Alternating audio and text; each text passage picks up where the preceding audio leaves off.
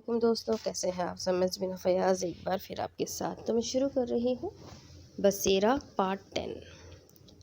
इसरार और बाबा कंबल के एक गीत पकड़ कर ले जाने के बाद से घर में काफ़ी सुकून था, लेकिन अभी नई अवतार शुरू हो गई थी। इस शरई मखलूक ने शायद तय कर लिया था कि इस घर के मकीनों को तवील अरसे तक चैन नहीं लेने देंगी। सारा ने ड्राइंग रूम का दरवाज़ा बंद कर दिया था और वो दोनों लाउंज में एक तरफ पड़ी डाइनिंग टेबल की कुर्सियों पर आमने सामने बैठी थी। दोनों के चेहरे फिक्रमंद थे। सारा सोच रही थी कि सारिम को इस नई वारदात की इत्तला दे या ना दे। वैसे वो चाहती नहीं थी कि सारिम को डिस्टर्ब करे। सारिम का काम इस किस्म का था कि उसमें यकसुई की शिद्दत से ज़रूरत थी। वो इसे इत्तला देकर ज़हनी तौर पर मुंतशिर नहीं करना चाहती थी। अभी वो सोच ही रही थी कि क्या करे। इतने में यकलख्त आवाज़ें आनी बंद हो गई। एकदम दूर तक सन्नाटा छा गया। सारा ने कुछ देर और इंतज़ार किया। जब मुकम्मल खामोशी छाई रही तो सारा खाला सज्जू से मुखातिब होकर बोली, खाला सज्जू, क्या ख्याल है, ऊपर चलें? ए बीबी, क्या हुआ है तुम्हें? खाला सज्जू घबरा कर बोली, ऊपर देख कर तो आए, कहीं मनुष्यों ने ऊपर की छत तो ना खोल डाली। सारा ने बड़े इत्मीनान से कहा,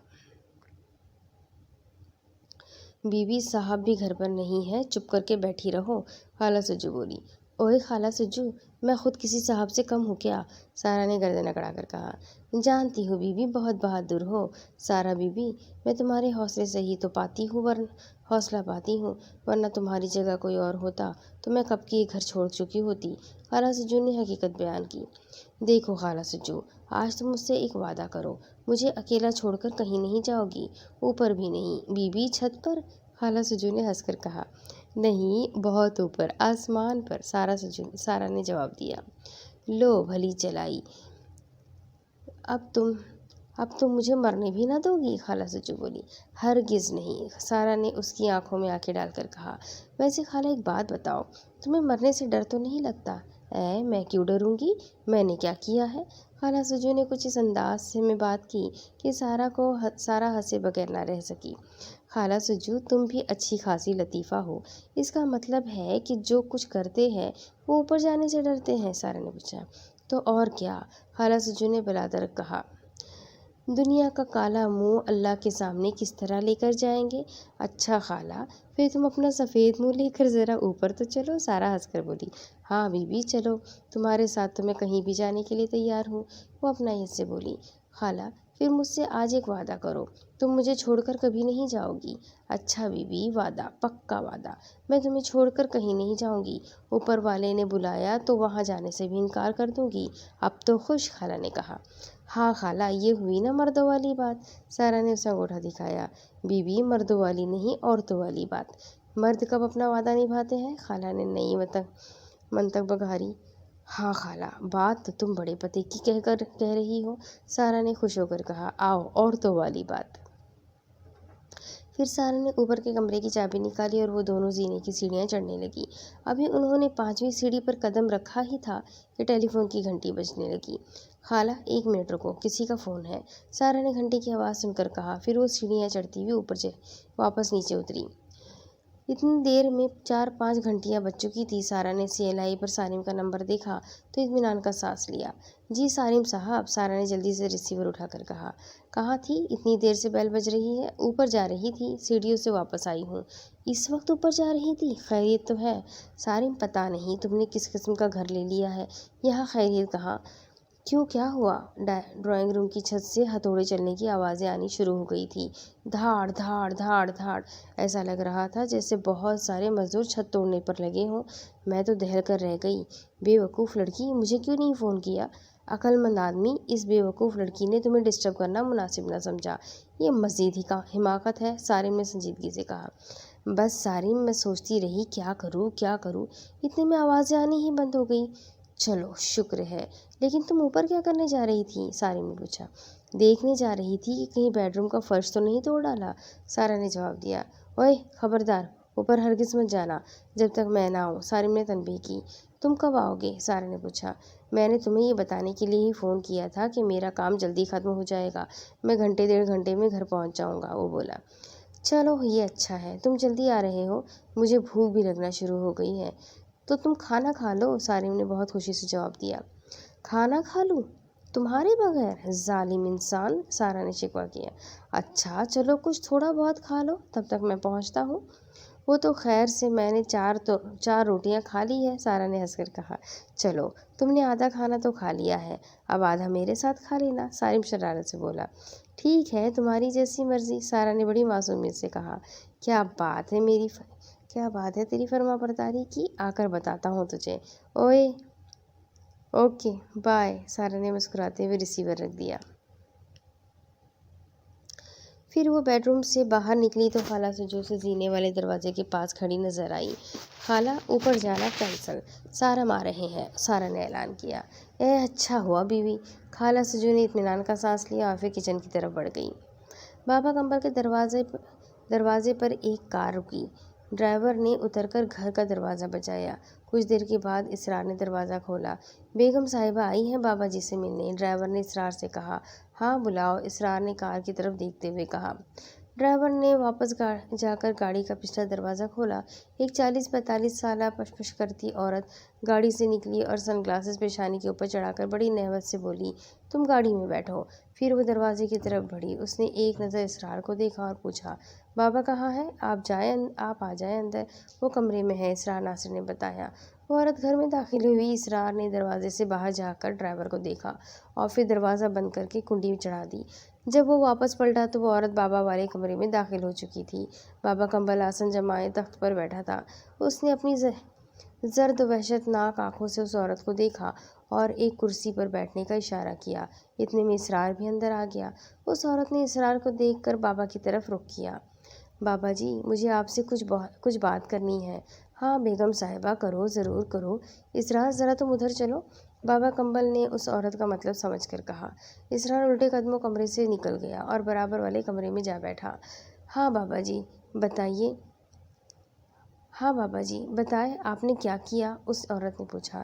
بیگم صاحبہ اب تم فکر ہی نہ کرو، میرے ہاتھ ایسی نایاب اور قیمتی چیز لگی ہے کہ اس کا وار تو خالی نہیں جاتا اور نہ اس کا کوئی توڑ ہے۔ اب تم حکم فرماؤ کیا کرنا ہے؟ ارے کرنا کیا ہے، نیست و نابود کر دو۔ اس نے میرا گھر اجاڑا ہے، میں اسے زندہ نہیں دیکھنا چاہتی، عورت نے صفاقی سے کہا۔ بیگم صاحبہ جیسا چاہتی ہو ویسا ہی ہوگا اور گارنٹی کے ساتھ ہوگا۔ تمہاری سوگن کے 3 دن کے اندر اندر موت ہو جائے گی، اگر نہ ہوئی تو آ کر چھری میرے گلے پر پھیر دینا، بابا کمبل نے اسے یقین دلایا۔ بس بابا پھر اسے اڑا دو اور مجھے بتاؤ آپ کی کیا خدمت کروں، عورت نے بابا کی طرف دیکھا۔ بیگم صاحبہ بابا کمبل جو کہتا ہے وہ کرتا ہے، تمہارا کام ضرور ہو جائے گا، لیکن وہ جان بوجھ کر رک گیا۔ لیکن کیا بابا؟ جلدی بتائیں، عورت بے چین ہوگی۔ اس کا مقصد اسے بے چین کرنا ہی تھا، یہ کام 10-20 ہزار والا نہیں، بابا نے بات شروع کی۔ بابا جی میں 50 ہزار دینے کو بھی تیار ہوں، بس وہ کمینی چل بسے، عورت بڑے جوش سے بولی۔ چل بسے گی، ضرور چل بسے گی، اس کام میں بڑی نایاب چیز استعمال ہوگی، آپ کو 80 ہزار دینا ہوگے۔ بابا جی دے دوں گی، لیکن کام کے بعد 10 ہزار بھی لے لیں، باقی کام کے بعد، عورت نے کہا۔ بھروسے والی ہو، دھوکہ تو نہ دو گی، بابا کمبل نے تصدیق چاہی۔ بھروسے والی ہوں بابا، اس عورت نے پورے اعتماد سے کہا، دھوکہ نہ دوں گی۔ خیر اگر تم نے دھوکہ کیا تو تمہارا حشر بھی ویسا ہی ہوگا جیسا تمہاری سوگن کا ہونے والا ہے، بس بابا کمبل کے غصے سے بچنا، بابا کمبل نے اسے ڈرایا۔ آپ فکر نہ کریں بابا جی، یہ کہہ کر اس عورت نے اپنا بیگ کھولا اور ہزار کے 10 نوٹ گن کر بابا کمبل کی طرف بڑھائے۔ اسرار، بابا کمبل نے زور سے آواز لگائی۔ اسرار آواز سن کر بہت تیزی سے اندر آیا۔ جی بابا۔ اسرار بیگم صاحبہ سے پیسے پکڑ لو، بابا کمبل نے حکم دیا۔ اسرار نے اس عورت سے پیسے لے کر گنے۔ 10 ہزار ہے بابا۔ ہاں، بابا کمبل نے کہا اور پھر تخت سے اتر کر بولا، بیگم صاحبہ آپ بیٹھو، میں دوسرے کمرے سے سامان لا کر دیتا ہوں، آؤ اسرار۔ اسرار حکم کے غلام کی طرح بابا کمبل کے پیچھے پیچھے چل دیا۔ اس عورت نے اطمینان کا گہرا سانس لیا۔ 2 منٹ کے بعد بابا کمبل کمرے میں واپس آیا۔ اس کے ہاتھ میں ایک کاغذ کی پڑیا تھی۔ پڑیا بالکل اس انداز میں بندھی ہوئی تھی جیسے ہومیو ڈاکٹر دوا باندھ کر دیتے ہیں۔ लो बेगम साहिबा, तुम भी क्या याद करोगी बाबा कंबल को? तुम्हें ऐसी चीज़ दे रहा हूँ कि सौगन का जनाजा उठे ही उठे। बाबा कंबल ने इस बुढ़िया को दिखाते हुए कहा। इस बुढ़िया को अपनी सौगन की शलवार के नेफे में रखना। कर लोगी ना ये काम?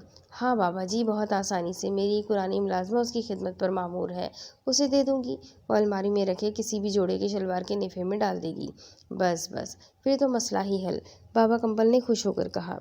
बेगम साहिबा, एक बात का ख्याल रखना, इस पुड़िया को खोल कर मत देखना, ना तुम और तुम्हारी मुलाजमा। समझ गई बात मेरी?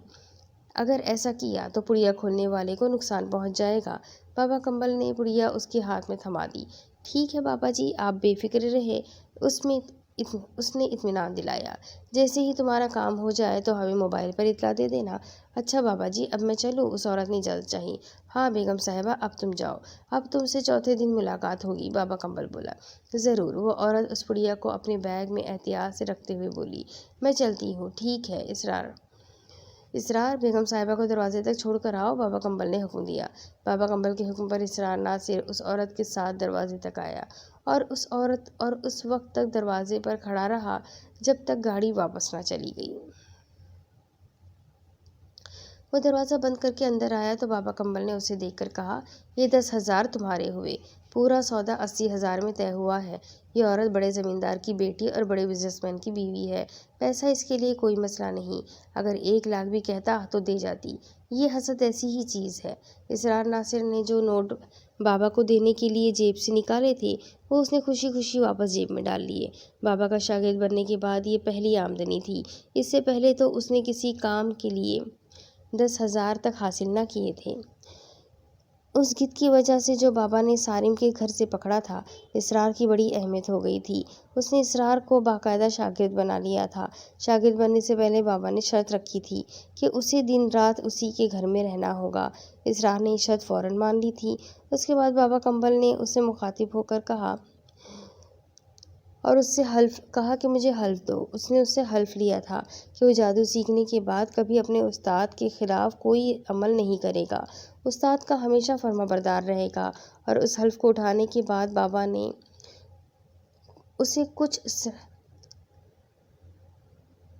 ने इसरार नासिर की ज़बान से कुछ अजीब से अल्फाज बुलवाए और उसे एक गिलास में पीला सा पानी पीने को दिया।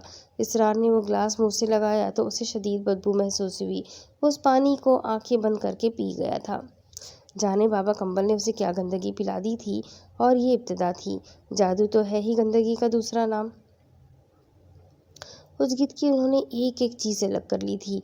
उस दिन बाबा कंबल बहुत खुश था कि जाने उसके हाथ ऐसी क्या नायाब चीज़ आ गई थी। उन्होंने पिंजरा अमलियात के कमरे में रख कर दरवाज़ा अंदर से बंद कर लिया और फिर गिद्ध के दोनों पंजे डोरी से बांध दिए। फिर उसके पर इस तरह मिलाकर बांध दिए कि वो उड़ ना सके। लेकिन ये काम इतना आसान न था।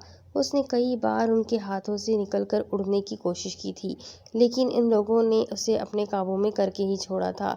जब बाजू और पैर बंध गए तो वो उड़ने से चलने से माजूर हो गया। लेकिन बाबा जब भी उसकी तरफ हाथ बढ़ाता तो वो अपनी लंबी गर्दन मोड़कर मुंह खोलकर उन्हें ज़ख्मी करने की कोशिश ज़रूर करता। इसरार, ज़रा वो छुरी उठाओ, बिला आखिर बाबा ने तंग आकर कहा। उसने इसका झटका करना पड़ेगा। इसरार ने लंबी और तेज़ छुरी बाबा कंबल के हाथ में दे दी। वो गिद्ध फर्श पर पड़ा हुआ था। पैर और बाजू बंधे होने के बावजूद वो अपने जिस्म को इधर से उधर हरकत दे रहा था। बाबा कंबल ने वार करने के अंदाज में छुरी उठाई हुई थी और इस अंदाज में था कि उसकी गर्दन ज़रा भी सीधी हो तो वो छुरी से उसकी गर्दन उड़ा देगा। मौका हाथ आते ही बाबा कंबल ने उसकी गर्दन पर वार कर दिया और एक ही वार में उसकी गर्दन कटकर गिर गई। गर्दन उड़ते ही बाबा कंबल ने उसे उठाकर तसले में डाल लिया और दोनों ने मिलकर उसे दबोच लिया कि वो तसले से बाहर ना निकले। कुछ देर में वो तड़प तड़प कर ठंडा हो गया और सारा खून तसले में जमा हो गया। बाबा कंबल ने फिर बड़ी फुर्ती से दिखाई। उसने सारा खून एक शीशे के जार में जमा कर लिया, पाँव काट कर अलग रख दिए, दिल और दीगर चीज़ें अलग अलग कर ली और एक जगह जमा किए गए गर्ज उसकी एक एक चीज़ अलग करके महफूज कर ली गई। گویا یہ گیت نہ تھا، کوئی خزانہ تھا، اور یہ خزانہ بابا کمبل کے ہاتھ آ گیا تھا۔ وہ اس پر جتنا ناز کرتا کم تھا، اور یہ خزانہ اسرار ناصر کی وساطت سے اس کے ہاتھ لگا تھا، اس لیے وہ بابا کمبل کی آنکھ کا تارا ہو گیا تھا۔ یہی وجہ تھی کہ اس گیت کے ذریعے ہونے والی پہلی آمدنی کا کچھ حصہ اس نے اسرار ناصر کو بخش دیا تھا، اور اسرار ناصر ان 10,000 روپیوں کو لے کر پھولا نہیں سما رہا تھا۔ سارا، سارم اور خالہ سجو کھانا کھانے میں مصروف تھے۔ سارم، وہ اسرار کا کچھ پتہ چلا؟ سارا نے اچانک کھاتے کھاتے پوچھا۔ ہاں، اس کا پتہ چل گیا ہے، سارم نے اطلاع بہم پہنچائی۔ گھر آ گیا ہے؟ سارا کو حیرت ہوئی۔ نہیں، گھر تو نہیں آیا، ایک دن اس کا فون آیا تھا۔ اس نے مہناز کو بتایا کہ وہ خیریت سے ہے اور بابا کمبل کے ساتھ رہ رہا ہے۔ اس نے کہا کہ وہ کسی دن گھر کا چکر لگائے گا۔ سارم نے حیرت بتاتے ہوئے کہا۔ یہ مہناز نے پوچھا نہیں کہ اس نے ہم سے جھوٹ کیوں بولا؟ سارا نے تلخی سے پوچھا۔ اس نے پوچھا تھا، جواب میں اس نے کہا کہ ان میں سے ایک گیت پکڑ لیا ہے، بابا کمبل چلہ کاٹ رہے ہیں، جلدی ہی شرعی مخلوق ہمارا گھر چھوڑ دے گی۔ اس موضوع پر اس نے زیادہ بات نہیں کی اور نہ ہی اس نے اپنا پتہ بتایا، بس یہی کہتا رہا کہ وہ گھر آئے گا تو ساری بات تفصیل سے بتائے گا۔ یہ فون اس نے کسی پی سی او سے کیا تھا؟ پی سی او کا ایڈریس معلوم کیا؟ سارا نے پوچھا۔ ہاں، جبار نے معلوم کیا تھا، نئی کراچی کا ہے، سارم نے بتایا۔ پھر تو اس ایڈریس کے ذریعے اسرار تک پہنچا جا سکتا ہے۔ سارا دور کی کوڑی لائی۔ وہ کیسے؟ سارم حیران ہوا۔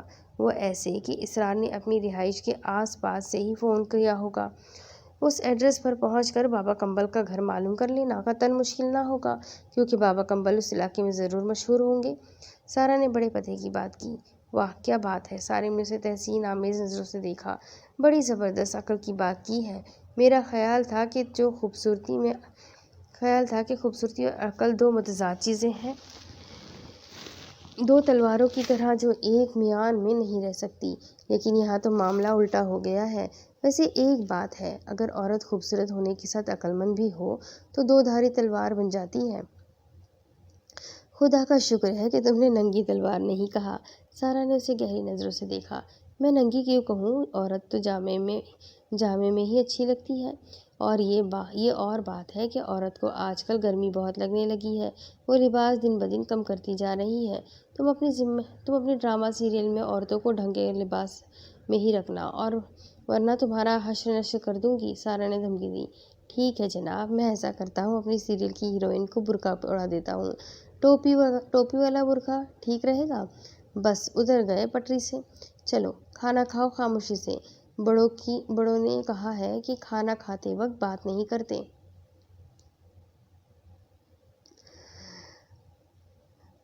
اور کیا بی بی، ورنہ کھانا شاید سیدھا شیطان کے پیٹ میں جاتا ہے، خالہ سجو نے بڑی سنجیدگی سے کہا۔ خالہ سجو کو سنجیدہ دیکھ کر دونوں ہی ہنس پڑے۔ سارم کھانا کھا کر ہاتھ دھونے اٹھا تو سارا کی نظر اچانک اس کی قمیض کے دامن پر گئی۔ وہ پریشان ہو گیا۔ سارم، ایک منٹ! سارا نے اسے جاتے ہوئے روکا۔ ہاں بولو۔ سارم مسکرا کر اس کے سامنے آ گیا۔ یہ تمہاری قمیض پر کیا ہے؟ سارا نے اس کے دامن کی طرف دیکھا۔ ارے یہ تو میں نے دیکھا ہی نہیں۔ اس نے جلدی سے ٹشو کا باکس نکال کر اپنے ہاتھ صاف کیے اور اپنی قمیض کے دامن کو اٹھا کر دیکھا۔ اس کے دامن پر زرد رنگ کے چھینٹے تھے۔ سالن گرا ہے شاید؟ سارا نے ایک سرسری نظر ڈال کر کہا۔ ٹھہرو میں دیکھتی ہوں۔ سارا جلدی سے اٹھ کر ہاتھ دھو کر آئی اور پھر تولیے سے ہاتھ پونچھ کر اس نے قمیض کا دامن اپنے ہاتھ میں لیا۔ یہ سالن نہیں ہے، سارا نے بغور دیکھ کر کہا۔ پھر اور کیا چیز ہو سکتی ہے؟ سارم نے ان چھینٹوں کو دیکھتے ہوئے خیال ظاہر کیا تھا۔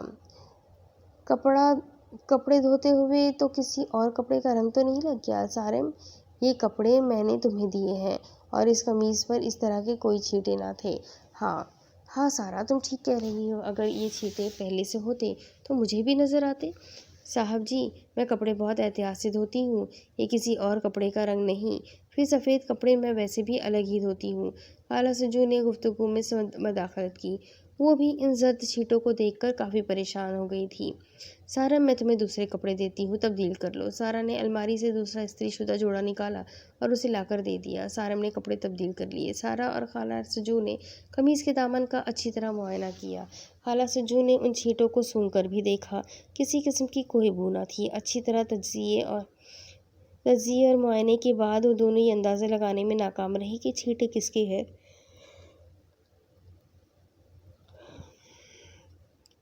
बीबी, लाओ ज़रा धोकर देखती हूँ। खाला सजू ने कमीज़ की तरफ हाथ बढ़ाया। सारा ने कमीज़ उसके हवाले कर दी। खाला सजू ने पहले तो कमीज़ के दामन को साबुन से धोया, लेकिन वो छींटे ना उतरे। फिर उसने वॉशिंग पाउडर डालकर और रगड़ कर धोया, फिर भी कुछ ना हुआ। बीबी, ये तो साफ़ ही नहीं हो रहे। खाला सजू ने वॉशरूम से बाहर निकल कर कहा। पाउडर डालकर भी रगड़ लिया। खाला सजू, इन धब्बों का तो रंग ही बदल गया है। सारा ने कमीज़ की तरफ देख कर कहा। सारिम, ज़रा देखो। हाँ, जर्द से सुर्खी माइल हो गए हैं। सारिम ने बगौर छींटों को देखा। खाला सजू, ज़रा पकड़ कर तो देखो, सारा ने कहा। खाला सजू ने ब्लीच लगा कर देखो। खाला सजू ने ब्लीच लगा कर भी देख लिया। जब उसने ब्लीच धोकर पानी निकाला तो कमीज़ का दामन देखकर उसकी जान ही निकल गई। वो वॉशरूम से निकलकर बाहर आई और कमीज़ का दामन दिखाते हुए बोली, बीबी, खून है। सारा कमीज़ का दामन देखकर सिजदा रह गई। वाकई वो जर्द रंग के छींटे एकदम खून रंग के हो चुके थे। Oh my God! सारा ने अपना सर थाम लिया। यार, ये क्या हुआ? सारिम भी हैरान हुआ। अभी ड्राइंग रूम की छत तोड़ने की आवाज़ों का मसला हल नहीं हुआ था कि ये एक और चक्कर चल गया। सारा ने दुखे हुए लहजे में कहा, अरे सारा, परेशान क्यों होती हो? एक कमीज़ ख़राब हुई है, हो जाने दो। सारिम ने बड़ी लापरवाही से कहा, जैसे कुछ हुआ ही ना हो। मैं अभी ऊपर जाकर देखता हूँ कि वहाँ क्या हुआ है। अरे छोड़ो सारिम, ऊपर का ताला बंद है, बंद ही रहने दो। अब तो आवाज़ें नहीं आ रही ना? सारा ने मशवरा दिया। आवाज़ें तो नहीं आ रही हैं, लेकिन ये तो मालूम हो कि ऊपर वाला है। ऊपर हुआ क्या है? सारिम ने कहा। मेरे ख्याल में रात में ऊपर जाना मुनासिब नहीं। कल सुबह जाकर देख लेंगे, सारा बोली। चलो ठीक है, तुम्हारी ये बात भी समझ में आती है, अंधेरे में कुछ नज़र नहीं आएगा, सारिम ने कहा। सुबह अपने प्रोडक्शन हाउस जाने से पहले सारिम ने ऊपर जाने के लिए चाबी मांगी। मैं भी चलूँगी, सारा ने उसके हाथ पर चाबी रखते हुए कहा। अरे तुम यहीं ठहरो, मैं भी देख कर आता हूँ। सारिम ने उसे टालना चाहा। ना सारिम साहब, ये नहीं होगा, तुम्हारे संग मैं भी चलूँगी। सारा ने हंसकर कहा। आ जाओ भई, तुम्हारा बस नहीं चलता, वरना मेरे साथ दफ्तर भी चलो। सारिम ने उसे घूर कर देखा। दफ्तर जाकर मैं क्या करूँगी? वहाँ कौन सी मेरी सौकन बैठी है? सारिम ने नाक चढ़ाकर कहा। हो भी सकती है, सारिम ने हंसकर कहा। सारिम, सौकन देखने के लिए मुझे दफ्तर जाने की ज़रूरत नहीं। जिस दिन तुम्हारी ज़िंदगी में कोई दूसरी आ जाएगी तो मैं यहाँ बैठे बैठे बता दूँगी सारिम कि अब तुम सिर्फ मेरे नहीं रहे। सारा ने बड़े यकीन से कहा।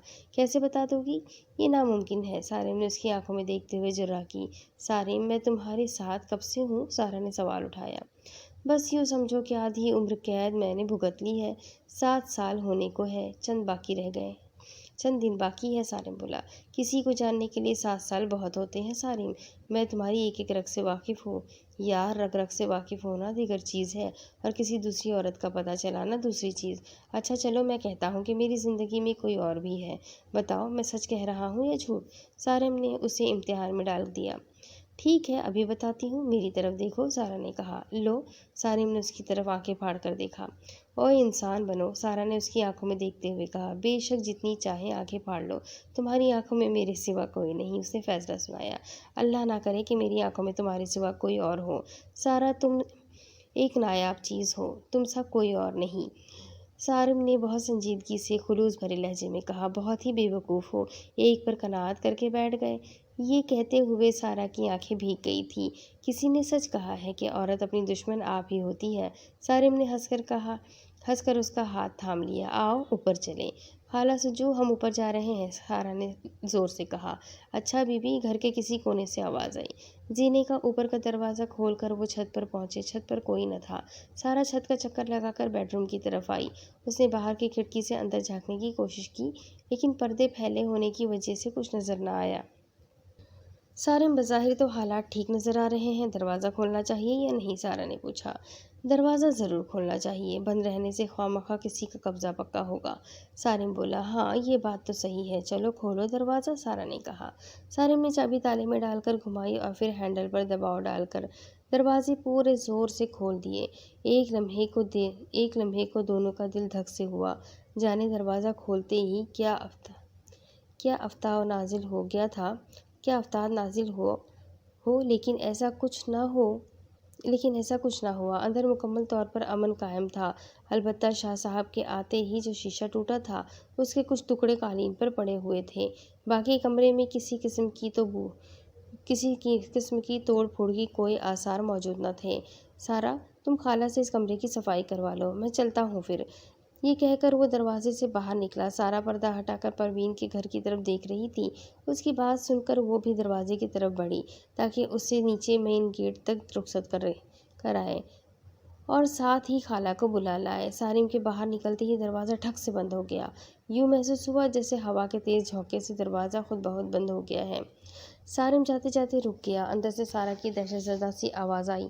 سارم نے جلدی سے ہینڈل پر ہاتھ رکھ کر اسے کھولنے کی کوشش کی، لیکن دروازہ نہیں کھلا، وہ لاک ہو چکا تھا۔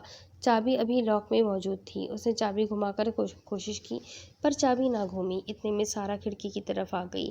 اس نے پردہ ہٹا کر شیشے کی کھڑکی کھولی اور سارم کو آواز دے کر بولی، سارم کیا ہوا؟ پریشان مت ہو، دروازہ لاک ہو گیا ہے، سارم نے اسے تسلی دیتے ہوئے کہا۔ تو پھر کھولو دروازہ، چابی کہاں ہے؟ سارا جلدی سے بولی۔ چابی تالے میں موجود ہے لیکن وہ گھوم نہیں رہی، شاید تالا خراب ہو گیا ہے، سارم نے بتایا۔ ایسے کیسے ہو سکتا ہے؟ بالکل نیا تالا ہے، سارا فکر مند ہو کر بولی۔ سارم تم دفتر مت جانا، میں کمرے میں قید ہو گئی ہوں۔ ہاں سارا، کیسی بات کرتی ہو؟ میں تمہیں چھوڑ کر کیسے جا سکتا ہوں؟ ویسے تم ٹھیک تو ہو؟ ہاں سارم، میں ٹھیک ہوں، اس نے اندر کی طرف دیکھتے ہوئے کہا۔ تم اندر کی کھڑکیوں کے پردے ہٹا دو اور ساری کھڑکیاں کھول دو۔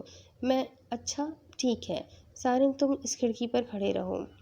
یہ کہہ کر سارا نے اندر جا کر جلدی پردے اور کھڑکیاں کھول دی اور پھر دوڑ کر باہر والی کھڑکی کی طرف واپس آ گئی۔ سارم نے تالے پر خاصی زور آزمائی کی، لیکن ہینڈل پر بھی دباؤ ڈالا، لیکن دروازہ کھل نہیں رہا تھا۔ سارم کھلا دروازہ؟ سارا نے پوچھا۔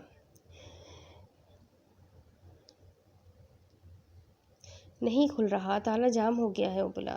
ہائے، اب کیا ہوگا؟ کیا میں کمرے میں قید ہو جاؤں گی؟ سارا کی پریشانی جائز تھی۔ نہیں سارا، تم بے فکر رہو، ابھی کوئی انتظام کرتا ہوں، سارم نے کہا۔ فی الحال تو تم دروازے پر کھڑے ہو کر خالہ کو اوپر بلا لو، سارا بولی۔ سارم کی آواز سن کر خالہ سجو نیچے کی صفائی چھوڑ کر دوڑ آئی۔ کیا ہوا صاحب جی؟ کچھ نہیں خالہ سجو، دروازہ بند ہو گیا اور کمرے میں سارا ہے، سارم نے بتایا۔ ہے؟ خالہ کی یہ سن کر سٹی گم ہو گئی۔ خالہ سجو، میں بالکل ٹھیک ہوں، ادھر آؤ، سارا نے کھڑکی سے ہاتھ نکال کر کہا۔ اے سارا بی بی، یہ کیسے ہوا؟ خالہ سجو حیران سی تھی۔ پتہ نہیں خالہ سجو، سارا نے کہا۔ پھر سارم سے مخاطب ہو کر بولی، سارم ایسا کرو، کسی تالے کھولنے والے کو لے آؤ، جب تک خالہ سجو میرے پاس کھڑی رہے گی۔ اگر خدا نخواستہ کوئی مسئلہ ہو تو پروین باجی کو بلا لوں گی۔ لیکن وہ کیسے آئے گی؟ وہ تو ڈرتی ہے، سارم نے اسے یاد دلایا۔ ہاں یہ تو تم ٹھیک کہہ رہے ہو۔ یہ بتاؤ تمہیں کتنی دیر لگے گی؟ سارا کو یاد آ گیا۔ سارا بی بی، یہیں قریب ہی مارکیٹ میں تو بیٹھتا ہے ایک تالے چابی والا، خالہ سجو نے بتایا۔ تم نے دیکھی ہے دکان؟ سارا نے جلدی سے پوچھا۔ ہاں میں نے دیکھی ہے، خالہ سجو نے کہا۔ پھر خالہ سجو ایسا کرو، تم جلدی سے جا کر اسے لے آؤ، اس سے کہنا جو مانگو گے مل جائے گا، سارا نے اسے ہدایت کی۔ بس کسی طرح آ کر تالا کھول دے، میں ابھی جاتی ہوں، خالہ سجو جلدی سے دوپٹہ سنبھالتی ہوئی کھٹاکھٹ سیڑھیاں اتر گئی۔ میری سمجھ میں یہ بات نہیں آ رہی کہ تالا کھل کیوں نہیں رہا، سارا کی الجھن برقرار تھی۔ سارا، اس گھر میں ہونے والی اور کوئی بات سمجھ میں آ رہی ہے جو یہ سمجھ آئے گی؟ سارم نے مسکراتے ہوئے کہا۔ اس گھر کو خرید کر گویا ہم نے عذاب مول لیا ہے، سارا کے لبوں پر شکوہ تھا۔ سارا، یہ بہت اچھا گھر ہے، اتنا سستا مل گیا، تم پریشان مت ہو، سب ٹھیک ہو جائے گا، سارم نے اسے تسلی دینے کی کوشش کی۔ سب ٹھیک تو جب ہوگا سو ہوگا، فی الحال مجھے تو کمرے سے نکالو۔ ایسا لگ رہا ہے جیسے تم جیل میں ہو اور میں تم سے ملاقات کے لیے آیا ہوں۔ ویسے سارا، تم نے اپنی سوکن کو قتل کر کے اچھا نہیں کیا۔ سوکن تو جان سے گئی ہی، تم بھی ہاتھ سے گئی۔ اب خواہ مخواہ 2 شادیاں اکٹھا کرنی پڑے گی مجھے۔ سارم نے اس کا ذہن بٹانے کے لیے مسخرہ پن کیا۔ او شادی کے بچے، اپنی بکواس بند کرو، سارا نے جھنجھلا کر کہا۔ سارم خالہ سجو کے آنے تک اسی طرح کی الٹی سیدھی باتیں کرتا رہا تاکہ سارا کا دھیان بٹا رہے۔ وہ یہ بات اچھی طرح جانتا تھا کہ یہ سچویشن خاصی گمبھیر قسم کی ہے۔ یہ سارا ہی تھی جو جرأت کا مظاہرہ کر رہی تھی۔ اگر اس کی جگہ کوئی اور ہوتی تو رو رو کر ہلکان ہو جاتی۔ 15-20 منٹ کے اندر خالہ سجو ایک بندے کو لے کر آ گئی۔ وہ ایک ادھیڑ عمر کا شخص تھا۔ اس کے کندھے پر ایک بیگ لٹکا ہوا تھا۔ جب اس نے اوپر آ کر موقع کا معائنہ کیا تو اس کی سمجھ میں نہ آیا کہ یہ ماجرا کیا ہے۔ کمرے میں ایک خوبصورت عورت بند تھی۔ اس کمرے کا دروازہ بند تھا جبکہ تالے میں چابی موجود تھی۔ کیا ہوا صاحب؟ تالے والے نے سارم سے پوچھا۔ بھائی ذرا دیکھو تو، تالا نہیں کھل رہا۔ سارم نے اسے اس کے کام کی طرف متوجہ کیا۔ یہ چابی اسی دروازے کی ہے؟ چابی بنانے والے نے پوچھا۔ ہاں، سارم نے جواب دیا۔ پھر تالے والے نے اس چابی کو تالے میں گھمایا۔ چابی تھوڑا گھومتی لیکن تالا نہ کھلتا۔ تب تالے والے نے اپنے بیگ سے چابیوں کا گچھا نکالا۔ ایک چابی منتخب کر کے تالے میں ڈالی لیکن تالا پھر بھی نہ کھلا۔ پھر اس تالے والے نے چابی کو ریتی سے گھس کر بار بار تالے میں ڈال کر اسے گھما کر دیکھا لیکن تالا کسی طرح کھل نہ رہا تھا۔ تب تالے والے نے کہا، یہ تالا کھول کر نکالنا پڑے گا۔ تالا کھول کر نکال دو، سارم نے فوراً جواب دیا۔ اس تالے والے نے اس تالے کو دروازے سے باہر نکال دیا۔ اب دروازے میں سوراخ تھا۔ تالا نکلتے ہی سارم نے جلدی سے دروازے کو دھکا دیا لیکن دروازہ ٹس سے مس نہ ہوا۔ یوں محسوس ہوا جیسے اس دروازے میں اندر کی طرف سے کیلیں جڑ گئی ہوں۔ دروازہ بند ہو گیا۔ اس تالے والے کے لیے یہ صورتحال بڑی دل دہلا دینے والی تھی۔ دروازے میں اب کوئی رکاوٹ نہ تھی، اس کے باوجود دروازہ نہیں کھل رہا تھا جبکہ سارم اور وہ خود دروازے کو کئی دھکے لگا چکا تھا۔